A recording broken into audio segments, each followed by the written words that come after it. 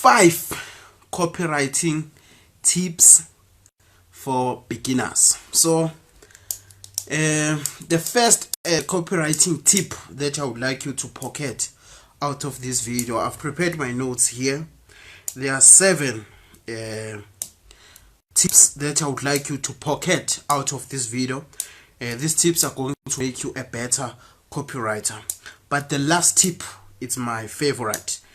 But watch this video until the end so that you can discover this powerful copywriting tip that you can go and implement it as from today.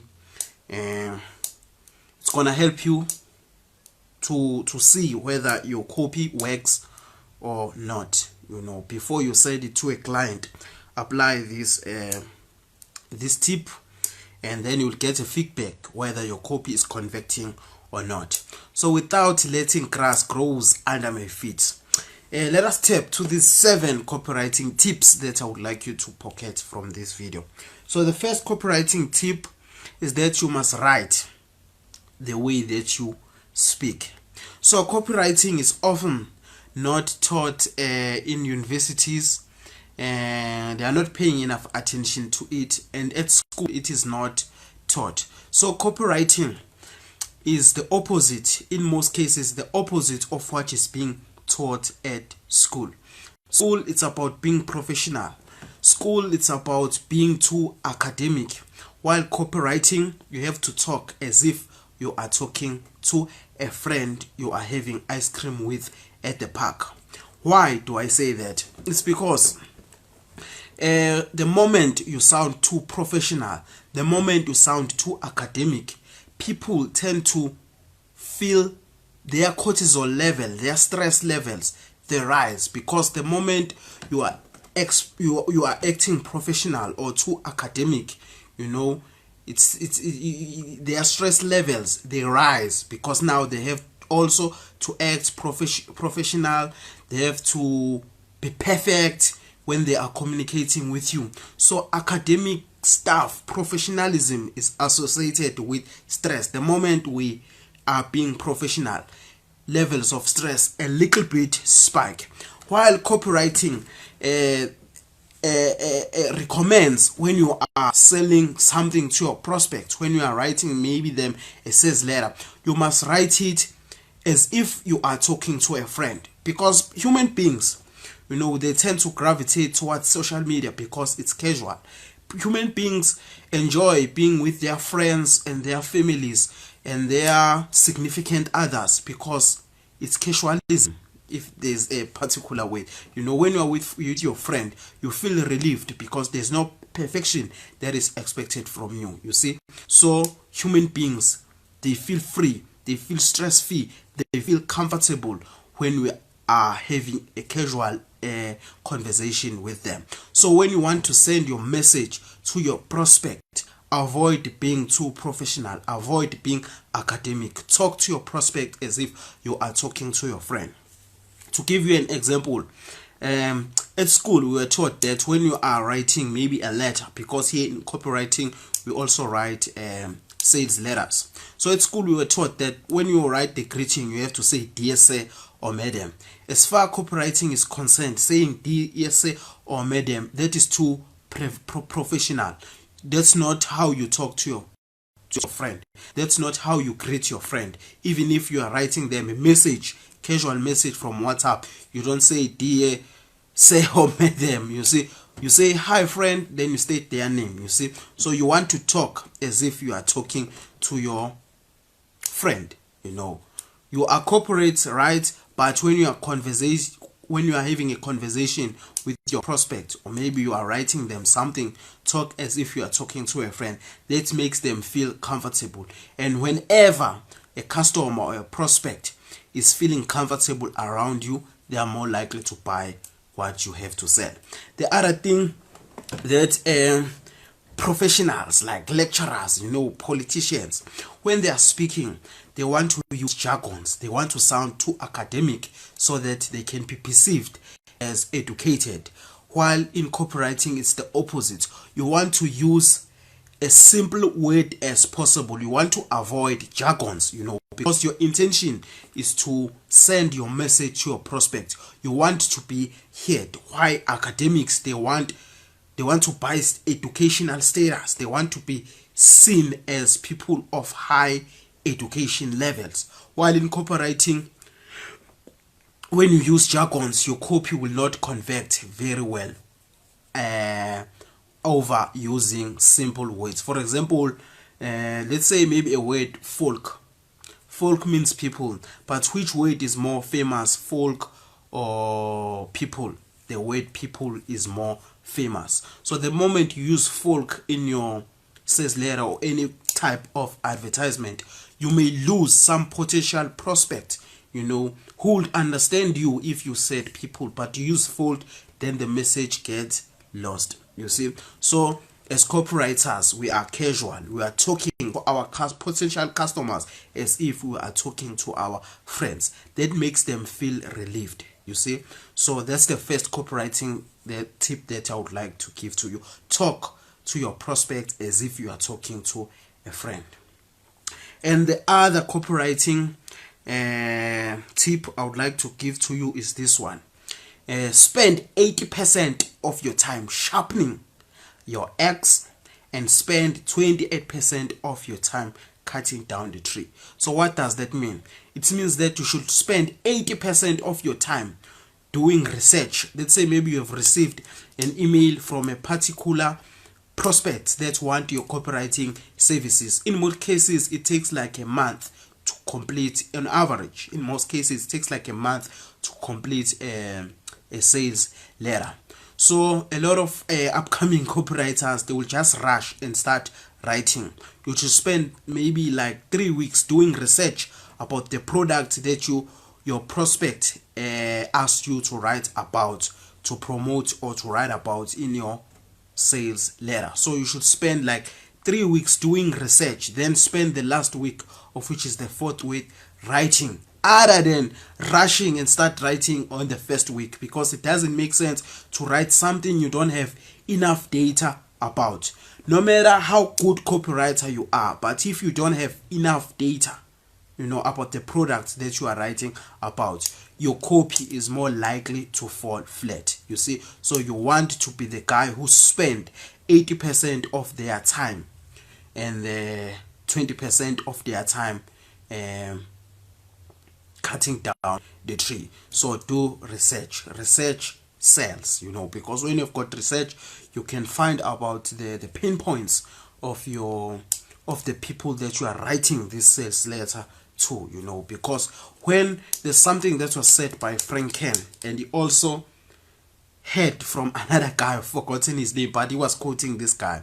He said, when your prospects feel understood, when you describe their problem more than they can describe it to themselves, you have got their ear. They are more likely to buy whatever that you are selling them. You see, so spend 80% of your time doing the research and then 20% writing. Then the third copywriting tip I would like to give to you is to use short paragraphs. Short paragraph versus thick paragraph. Okay, when you are seeing a thick paragraph, when we are reading something, whenever we finish a certain paragraph, we feel like we are achieving something.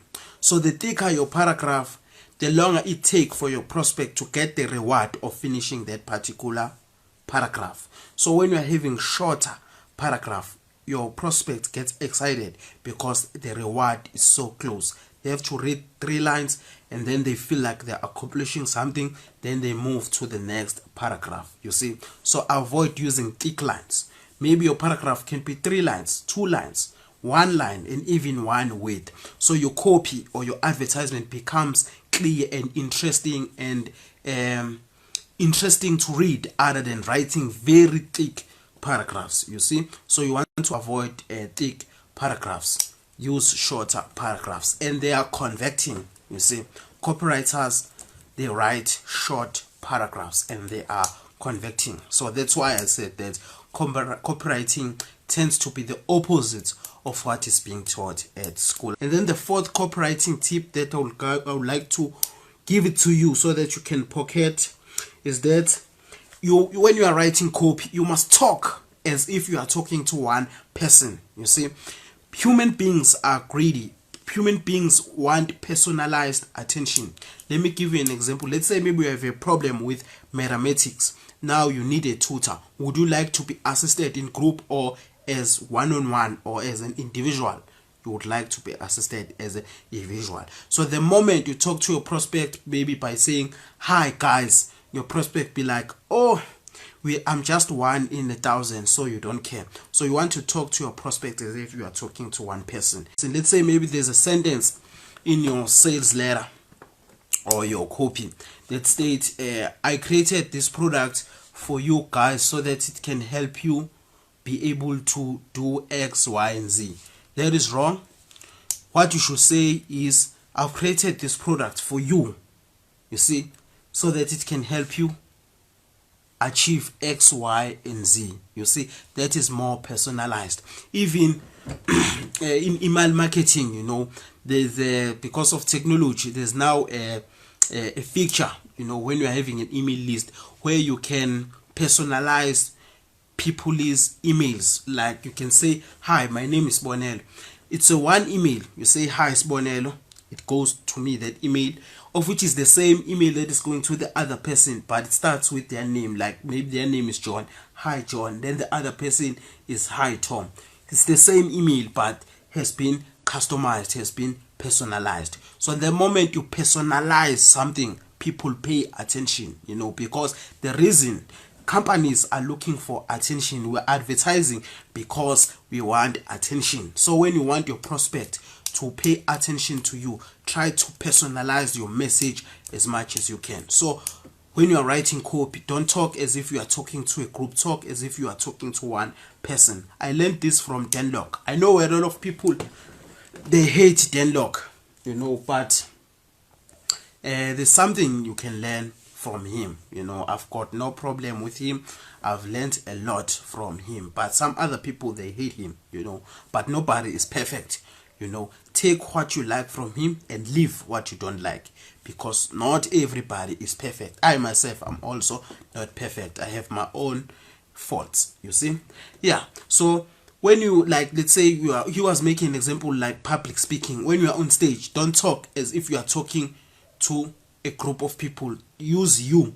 Talk as if you are talking to one person. Instead of saying, "Hi guys," just talk as if I often see this mistake from guys who are running YouTube channel. When they are greeting their followers or their subscribers, they say, "Hi guys, welcome to my channel." Instead of saying, "Hi guys," you can say, "Hi, welcome to this channel that I've created for you to make you a better chef," if it's a cooking YouTube channel. Or so talk as if you are talking to one person. Build your swipe file. Build your swipe file. That's very important. It's like when you are having an interest in music, you see, you tend to have your own music library. When you are having interest with reading books, you tend to have your own library, you see. So when it comes to marketing, when you want to be better with copy, you must have your own library of other people's winning copy, or at least copy that you enjoyed or you like, that you can learn something from them. So you can just build your own library. It can be a digital library, or you can print out those ads or those copies. You can print them out and pack them into their folders or in your shelves, you see. So you should have your own swipe file that you can refer from. Let's say maybe you've got a particular client that wants you to write about maybe a skincare product, and then you'll be like, "No, I remember there's another copy that was written maybe by Gary Halbert about a skincare product. I can refer from that sales letter." You see, you don't have to invent the road when it has already been invented for you. There's something that was said by Gary Halbert. He said, "You have to be tough if you want to be stupid. If you want to be stupid, you have to be tough, So there is no sense in trying to invent the wheel when the wheel has already been invented. You see, yeah, build your swipe file. And then the sixth copywriting tip that I would like to give to you is that every day handwrite at least okay, let's go back to the fifth copywriting tip. So how can you build your library? How can you build your swipe file of winning copy? So you can go to a website called swiped.co. That's the website I started copywriting with. That website was founded by Mike Shower. So in that website there are hundreds and hundreds of sales letters, but I want you to go to sales letters which are rating control. If a sales letter is a control, it means that it has been proven and tested to convert. So I would like you to go and study, collect all those sales letters and put them in your swipe file, download them and put them in your swipe file. So that's how you build swipe file. You can even buy some magazines. Like I remember there's this magazine, it's called Destiny. There's another ad that I liked here. It was by the company called Mont Black. Mont Black is one of the brands that sells luxury pens. You know, their pens are 100 times, 1,000 times more expensive than the $1 pen. So I was just studying, you know, their sales letter, and I discovered something that to sell high ticket, you know, sometimes you don't have to sell people on fixtures. You can sell them by telling them who use this pen, just like Ferrari. You know, it's premium. The moment I say, no, Ferrari is driven by Will Smith, Ferrari is driven by Cristiano Ronaldo, you'll be more likely to buy that Ferrari because you want to be associated with Ronaldo, or you want people in your society to perceive you as associated with Cristiano Ronaldo because you are driving what Cristiano Ronaldo also drives. You know, that's why companies are hiring influencers, celebrities to wear their brands, because they've got a huge influence of influencing people to buy. So here Mont Black didn't talk about where is this says letter? I'm trying to find it here. Oh, here it is. So Mont Black didn't talk about ink, that it lasts long and so on. So no, they didn't. They associated their pen to the universe. How much is a universe? It's priceless. You know, there's no life without universe. You see, there's no life, yeah, without universe. So they associated this pen with the universe. You know, they talked about the black resins here, of which represent the space, the dark space. You know, at night they talk about this dome that it looks like the earth rising above the lunar surface. So they are associating the pen, they are relating the pen to a planet, to a universe. So when you are carrying this pen, it's like you are carrying a universe in your pocket. So what happens to the price of that pen? It shoots up, you know. So that's the reason why you should build swipe file. You can collect things like this and put them in your personal folder, so that when you get a copywriting gig, your prospects ask you to write about something, then you'll be like, oh, I once came across an ad that talks about this product, let me go and refer to it. You know, you don't have to pioneer, don't copy, but just refer, model. You see, yeah. So that's the importance of owning a swipe file.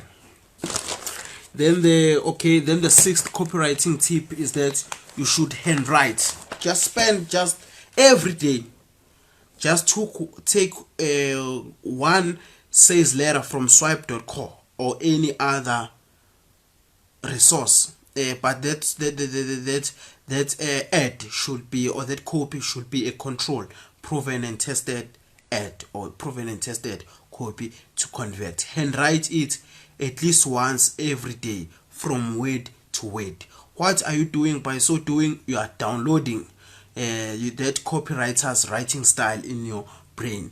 Maybe when you write it for the 5th or the 100th time, you will be writing without looking, in most cases, or referring back to that copy, you know, because now it will have get installed in your subconscious mind. You want to download that copywriter's writing style in your subconscious mind, you see. Yeah, so handwrite it Don't type it, because there was a study that was proven that if something is written, it's more likely to stay longer in our brain other than typing. Just handwrite word for word. Then you will reach a point where you will be writing that sales letter in a subconscious level, you see. But in few days you will not see it, but if you keep doing it over and over again, you'll start seeing that. But please do it. I know it's boring, but do it. It's worth it. It's gonna make you a lot of money. Then the last copywriting exercise, of which is my favorite, is that when you have written maybe a certain sales letter for a particular client that asked you to write it, or maybe you have written a certain sales letter for your own practice, to test if your headline, if your sales letter is converting or not, just go to the park, restaurant, or a library. I prefer a library because everybody who is there is in the mentality of reading. Just hand your sales letter to random people and ask them what do they think about this sales letter, or this email that you have written for a prospect, whatever it is. Maybe it's a Facebook ad, whatever. Just ask them what do they think about this copy. And then if you say your copy is good, then it ends there, which means your copy is not converting very well. But if they say how can I get this product, which means your copy is working. That is my favorite copywriting exercise or copywriting tip that I would like to give to you. Yeah, those were the 7 copywriting tips that you can take advantage as from today. By the way, I've written a book titled 29 Irresistible Headline Secrets for Copywriters. So that book teaches you how to write a winning headline, because a headline is the most important sentence than any other sentence in your copy, or a title is the most important sentence in your book, because a person decide whether to buy a book or not to buy a book based on the title of that book. So a person decide whether to read a certain sales letter or not to read it based on the headline. So it's very important to put enough energy and time trying to craft a winning headline for your copy. But fortunately, you don't need to work very hard. You don't need to strain yourself. I've written this book. It's gonna do all the heavy lifting for you, because this book is packed with winning, proven and tested headline templates. I didn't take these headline templates from my head. I went and studied multiple of Gary Halbert's winning sales letters, and I converted his headlines into templates so that they can do all the heavy lifting for you.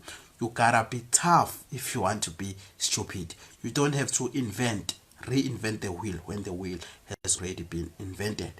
I derived some of those headline templates from headlines from the guys like Frank Ken, who also have written multiple sales letters with sales letters that some of them became controls. Yeah, so go and have that access. I will include the link below at the description of this video, and I also give you a 30-day money back guaranteed, of which means if you don't like the book, I refund you all what you've paid for and let you keep the book on your side anyway.